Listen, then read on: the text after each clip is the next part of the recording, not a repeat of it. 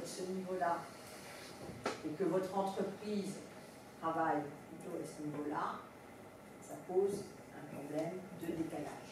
Si en plus vous avez beaucoup de contrôle, beaucoup de blâme, beaucoup de reproches, alors celui-là, la bureaucratie, je n'en parle pas, on le trouve quasiment à tous les coups aujourd'hui dans les grosses entreprises, eh bien vous créez effectivement des difficultés de fonctionnement et de la perte de performance. Hein, donc l'idée, c'est bien d'aligner les niveaux pour être cohérent sur ces différents thèmes. Alors, ça se fait en fait, vous pouvez faire ça comme ça, mais vous allez chercher les valeurs personnelles de vos équipes. Oui, là, elles sont là. Là, vous allez chercher les valeurs de la culture actuelle. Là, vous demandez aux gens, une fois que vous avez travaillé vision, mission avec eux, ce qu'ils pensent important pour l'avenir de leur entreprise.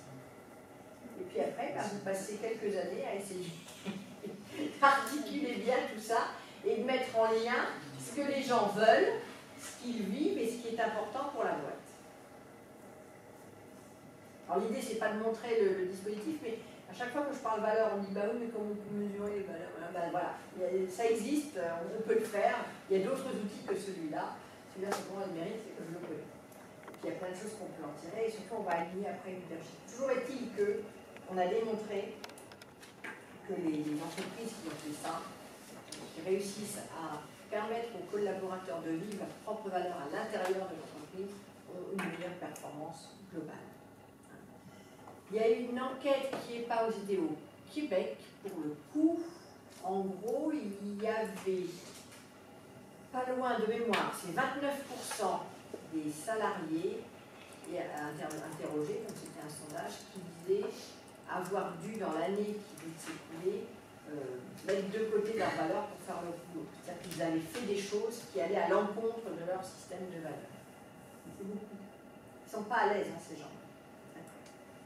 Alors, ça c'est pour montrer que là vous avez l'engagement. Et là vous avez ce qu'on appelle l'entropie. L'entropie c'est ces valeurs-là qui sont blanches, c'est-à-dire des valeurs qui étaient en rouge dans le tableau précédent, c'est des valeurs qui tirent vers le bas. Hein, l'entropie c'est l'énergie que vous dépensez et qui n'est pas productive dans un système physique. Plus l'entropie est faible, plus l'engagement est élevé. Et on a vu tout à l'heure que plus l'engagement est élevé, plus la performance est élevée. Et donc vous voyez là, ça a été fait avec Hewitt et Parallel Value Center. Vous avez une corrélation très nette entre le niveau d'entreprise et le niveau d'engagement. Quand on voit ça, on se dit tiens, il y a peut-être quelque chose à aller chercher. Et ça, ce sont des sujets de DRH. Alors, il peut se faire aider, il peut se faire outiller, il peut se certifier, il peut trouver d'autres. L'outil, ce n'est pas le problème. Ce n'est pas le problème de l'outil, c'est le problème d'avoir l'idée de se mettre sur ces sujets-là pour aller chercher une performance différemment. Parce que je pense que l'idée du DRH aussi, c'est d'aller chercher la performance différemment et en s'appuyant sur les hommes et les femmes de l'entreprise. Ah là, il me manque un peu de bleu. Voilà. Non, il me manque quand même les... Ah, pardon. Voilà. Il me manque les pavés bleus, ça c'est pas grave. Enfin, le petit broche. Moi j'aime bien ce modèle-là parce qu'il renvoie à la personne qui est ici. Voilà. Alors ça c'est l'aspect, je dirais, interne, individuel, ce qu'on ne voit pas forcément. Donc son système de valeurs, ses croyances, etc. Et puis l'externe, c'est ce qui est dans le système social, donc dans l'organisation. Pardon, non, c'est l'individuel, pardon, est là, voilà. Et le collectif est ici. Donc là, c'est ce que vous pensez vos valeurs, et là, c'est la manière dont vous vous comportez. Et ici, c'est l'entreprise avec sa culture et ses structures sociales. Et l'idée, c'est bien d'aller chercher la cohérence de tout ça pour créer l'engagement. Toujours les mêmes sujets, et ce sont toujours des sujets de RH. Quand vous êtes là sur les structures sociales, vous allez retrouver tout ce qui est organisation, organigramme, tout ce qui est procédure de travail, etc. Et ça, c'est votre rôle de RH. Et en allant, et alors, deuxième thème, ça, c'est aussi votre rôle de patron. C'est-à-dire que l'on sait, c'est que la manière dont le patron se comporte, qui est en lien avec sa personnalité, va avoir un effet dans l'entreprise se comporte. Et alors, bien sûr, quand on commence à dire à un patron que s'il veut changer ça, il faut il change ça, il vous regarde d'un drôle d'air. Et pourtant, c'est bien comme ça que ça se passe. Et notamment ça, les structures sociales, elles sont héritées des leaders du passé. C'est-à-dire que les croyances du patron d'avant, entre guillemets, se retrouvent souvent dans les procédures d'aujourd'hui. Donc, moi j'ai vu là, récemment un patron qui a d'autres valeurs, d'autres croyances et qui veut changer tout. Mais voilà, donc on lui dit, bah oui, mais il va quand même falloir faire tout ce chemin-là, ça ne va pas se faire comme ça du jour au lendemain. C'est pas parce que toi tu es dans le collaboratif et dans le participatif alors que ton prédécesseur était un autocrate, entre guillemets, que l'ensemble de l'entreprise du jour au lendemain va rentrer dans ce système-là. Et d'ailleurs ça fait des dégâts parce que il y a des choses qu'il pense faire bien, et c'est vrai que pourquoi pas, à part que dans le système où il vit, ça passe pas. Donc grande frustration de tout le monde. Hein. Donc l'idée d'aller aligner ça, c'est quand même intéressant. Alors là, il y a du coaching aussi. Là, il y a du coaching aussi. Mais on voit très vite l'impact, et j'aime bien ce zèle-là qui se fait comme ça, parce que ça permet de changer ça. Voilà, on peut le remonter dans l'autre sens. Alors, c'est tout un programme. C'est tout un programme. Et ici, ben, vous avez tout un programme RH. Développement de l'organisation des process de management, sélection et orientation des nouveaux, évaluation et reconnaissance de la performance des compétences, définition des critères d'évolution de promotion, programme de sélection et de développement des talents, tout y est. Hein, développement du management, développement du leadership, sensibilisation sur les valeurs. Et ça, c'est un programme de développement RH au sens vrai du terme, et que l'on a construit à partir de la colonne vertébrale qui était vision, mission, valeur. Et on est allé rechercher derrière ce qui était l'organisation et les personnes sur cet axe vertical. Alors, ça c'est l'exemple, ça c'est un point que j'avais fait au bout d'un an. Au bout d'un an, avec une équipe, on avait travaillé tout ça. On est arrivé, il n'y avait rien. Hein. On est parti pour faire un team building. Voilà. Ça se passait pas très bien avec l'équipe, il y avait des nouveaux, tout ça. Puis, de fil en aiguille, ben, on a dit, ben, c'est quand même bien d'avoir une vision commune de l'entreprise. Où on est, voilà. Et puis, vision, mission. Et puis, nos objectifs. Et si on alignait nos objectifs avec vision, mission, le SWOT. Et puis, on s'est dit, bah, alors, objectif opérationnel, pouf. Et puis, après, un petit peu de pilotage quand même. Le CODIR qui s'est approprié ces sujets-là. On s'est dit, bah, il faudrait communiquer. Donc, on a fait un rôle de communication. On a travaillé sur les valeurs. Voilà, individuelles, collectives, etc. Parce que les valeurs, on peut les décliner à tous les niveaux. On a commencé à travailler sur les styles de leadership, le climat de travail. Puis après, on a présenté tout ce qui restait à faire. Et surtout, c'était ça. Quand je parle de système, et c'est l'idée derrière. Alors, quand je présente ça à des ingénieurs ou à des médecins, ils me regardent un drôle d'air. Donc, je leur remets bien comme il faut dans des belles matrices à la mode anglo-saxonne, parce que là je les perds, mais c'est bien l'idée de montrer que tout ça c'est en interaction, qu'on ne peut pas définir un programme de talent management si on ne sait pas l'organisation cible par exemple. Hein, programme de talent management, si vous n'avez pas d'idée de ce que va être votre futur et l'organisation cible, elle va être en lien avec la stratégie, enfin voilà. Vous avez tout ça qui roule ensemble. Donc on passe de là à là, et ça c'est le DRH qui peut s'en occuper. Ce qu'il faut savoir, c'est que s'il ne s'en occupe pas, il y en a d'autres qui le font pour lui. Hein. D'accord, son DG, peut-être. Ou chacun fera son petit bout. Et aujourd'hui, je vois plutôt ça dans les entreprises, où chacun fait son petit bout. Alors qu'il y a un rôle à jouer là, de concentration de tout ça. Alors maintenant, on va parler un petit peu plus rapidement de ce que j'appelle le leader RH. Alors moi, je l'ai appelé architecte de l'unique. C'est-à-dire que ce qui se passe en ressources humaines, contrairement à d'autres métiers, c'est que c'est complètement lié à l'entreprise, à son histoire, à sa culture. Et les bonnes recettes de l'entreprise d'à côté sont en général pas opérantes d'une entreprise à l'autre. Il y a beaucoup plus de différences en termes de politique RH qu'en termes de politique supply chain. Enfin, vous êtes responsable logistique d'une boîte, il n'y a pas, vous faites de la soupe ou vous faites du lait ou vous faites du médicament, au global, les process de travail sont à peu près les mêmes. En termes de RH, vous avez intérêt à faire attention. Parce que ce que vous avez fait dans une entreprise ne sera pas forcément transposable en termes de solutions. Le questionnement, lui, sera toujours transposable. Les réponses ne seront pas forcément transposables. Donc, architecte de l'unique, parce que c'est à lui de prendre en compte tout ce qu'on vient de voir précédemment, dans un univers qui est complexe, qui n'est pas que compliqué, on est vraiment dans la complexité, des enjeux mal connus de ses collègues, parce qu'aujourd'hui, il y a hélas pas suffisamment de gens qui connaissent ce que sont les RH, et pas que le management, mais tout ce qui est ce qu'on appelle le développement organisationnel. Un rôle singulier aussi, parce qu'il a un rôle auprès de son DG, et puis il a un rôle auprès de ses collègues. C'est pas quelqu'un d'anodin dans une équipe de direction RH. C'est pas un collègue comme les autres. C'est quelqu'un qu'on va venir voir, qu'on va venir chercher sur un certain nombre de problématiques. Et c'est quelqu'un, sans qu'il ait un rôle de coaching du DG, parce que c'est pas forcément le but, néanmoins, un bon tandem DG-DRH, ça peut faire des grandes choses. Bon, moi je considère qu'il vaut mieux que le DG se fasse coaching. C'est ce que j'avais fait faire. Le DG avec qui je travaillais chez Gerway, à un moment, il dit écoutez, des trucs que je peux faire avec toi, il y a des choses, c'est pas mon domaine, c'est pas ma compétence, et puis je suis une de tes collaboratrices, même si, voilà. Donc, il y a forcément dit, il y a un moment, il y a la solitude du dirigeant. Et le gars tout en haut, il se retrouve quand même bien tout seul. Et derrière, on va aller chercher les connaissances, comme toujours, ce que je sais, ce que je sais faire et ce que j'ai fait. Alors là, il faudrait que ça soit un peu plus grand. Et puis, qui je suis? C'est pas anodin. Jean-Christophe Sibéras, qui est le président encore pour quelques jours de la MDRH, quand la DRH, disait on n'est pas DRH par hasard. Alors il y en a certains qui sont DRH par hasard, mais au global, quand on choisit ce métier, c'est pas forcément par hasard. Donc c'est important d'aller chercher les traits de motivation qu'il peut y avoir. Et se connaître, c'est important.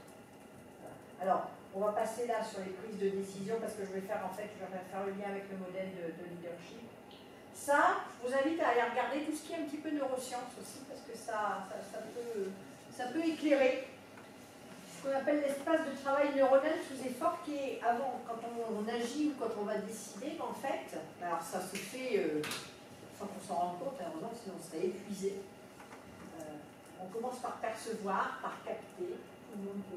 On fait appel à notre mémoire pour évaluer les choses, on porte l'attention sur un certain nombre de domaines et après on agit. D'accord ? Le seul souci, c'est que la mémoire est très dépendante des émotions et l'évaluation. Donc tout ce qui est... C'est pour ça que l'intelligence émotionnelle des leaders, c'est important aussi. C'est pas que pour ce qui sent zen et tout. Ok, ça c'est bien, mais en fait c'est pas le but. C'est que qu'ils aient une bonne connaissance d'eux-mêmes et des biais qu'ils peuvent avoir quand ils réfléchissent, quand ils décident, et puis de ce qu'ils vont porter vers les autres. Donc, si vous avez un jour un petit peu envie de dire, il y a une coordonnée, on pourrait les trouver. Ça, c'est quelque chose qui est important. Je vous ai remis aussi ici le petit modèle de l'intelligence émotionnelle pour le leader, qui est pour moi quelque chose de très important. Si vous voulez avoir un impact positif sur les autres, il va falloir que vous gériez vos interactions interpersonnelles. Pour ça, il faut comprendre les autres, il faut vous gérer vous-même, pour ça, il faut vous connaître vous-même.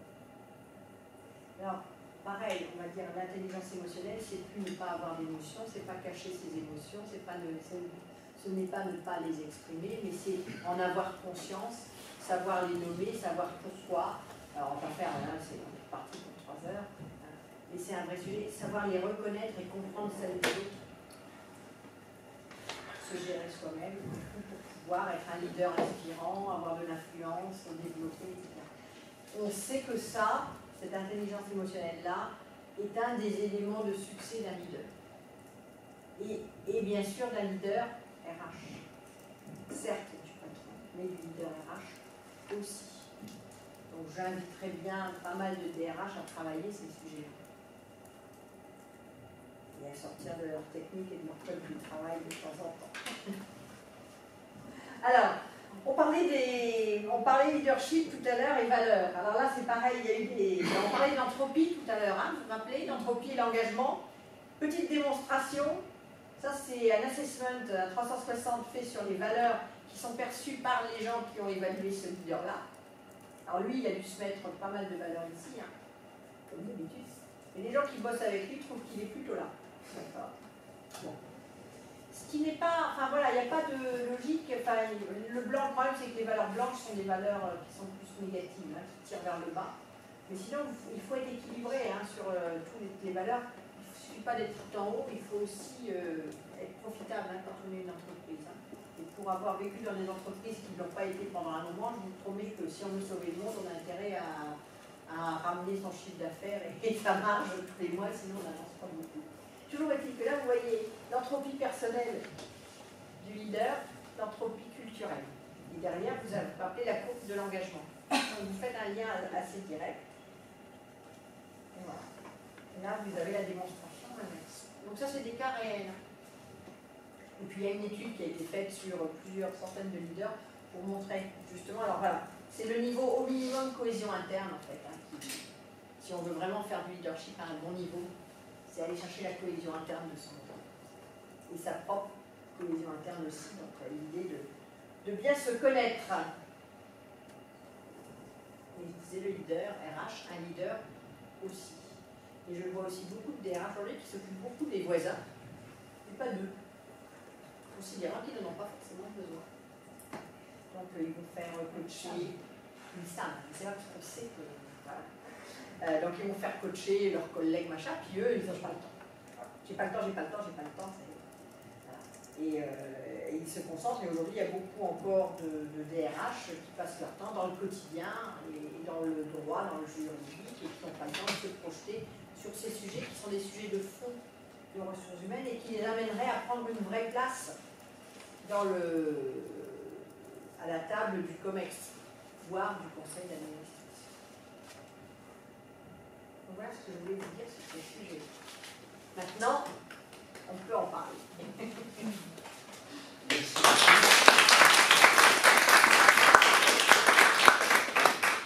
Merci beaucoup pour ton exposé qui est vraiment très instructif pour les coachs oui. aussi. Ah oui. Et pour les RH en devenir que vous êtes. Parce que là, je pense que tu as professé pour que ce soit de futurs prescripteurs de coaching pour leurs dirigeants et de futurs également demandeurs de coaching de l'intelligence émotionnelle pour eux-mêmes.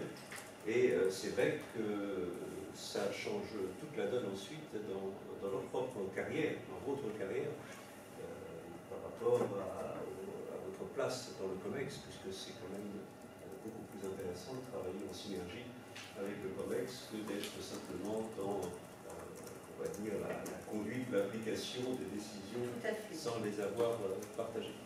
Je vous propose un instant de questions, si vous voulez des précisions, interpeller l'oratrice sur ces problématiques qu'elle vous a proposées.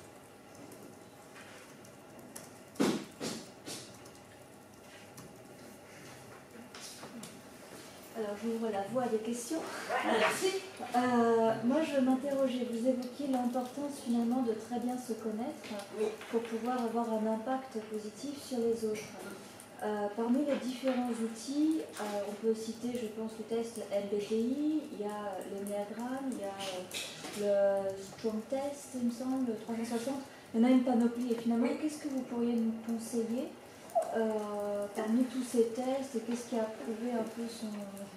Alors vous avez un bouquin, si ça vous intéresse, je ne vous dis pas de l'acheter, mais vous la trouverez probablement en bibliothèque. Il y a un bouquin qui s'appelle Révélez vos talents, dont l'un des auteurs est Antoine Tirard, qui vous fait un panorama de tous les tests qui existent avec une cartographie des tests. Moi, je l'ai fait intervenir il n'y a pas longtemps pour le club des DRH HEC, et c'est une mine. Alors après, vous avez des tests différents. Vous avez soit, en termes de personnalité, les traits de personnalité ou les types de personnalité. Donc les types de personnalité, c'est la MBTI par exemple.